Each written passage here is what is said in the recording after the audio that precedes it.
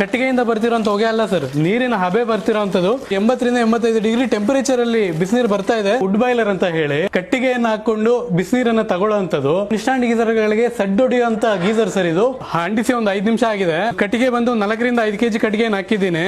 Already ನೀವು ನಮಗೆ ಬಿಸಿನೀರು ಸ್ಟಾರ್ಟ್ ಆಗೋಗ್ಬಿಟ್ಟಿದೆ. ಕೆಳಗಡೆಯಿಂದ ಆಕ್ಸಿಜನ್ ಅನ್ನ ಎಳ್ಕೊಂಡು ಮೇಲೆಗೆ ಫೈರ್ ಮಾತ್ರ ಬಿಡುತ್ತೆ. ನಮಗೆ ಒಂದು 5 ರಿಂದ 10 ನಿಮಿಷ 15 ನಿಮಿಷದಲ್ಲಿ ಈ ರೇಂಜ್ ಅಲ್ಲಿ ಬಿಸಿನೀರು ಬರುತ್ತೆ.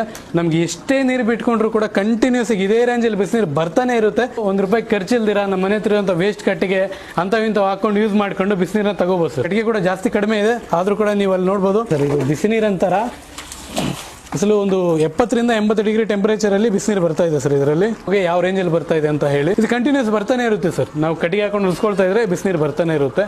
ಆ ತರ ನಾವು ಅಣಿಸಿನ ಒಂದು 15 ನಿಮಿಷ ಆಗಲಿಲ್ಲ, ಆಗಲೇ ಬಿಸಿನೀರು ಈ ರೇಂಜಲ್ಲಿ ಬರ್ತಾ ಇದೆ ಸರ್. ಒಂದು 5 ಕೆಜಿ ಕಟ್ಟಿಗೆಯನ್ನು ಯೂಸ್ ಮಾಡಿದ್ರೆ 4 ಕೆಜಿ ಆರಾಮಾಗಿ ಸ್ನಾನ ಮಾಡ್ಕೋಬಹುದು ಸರ್.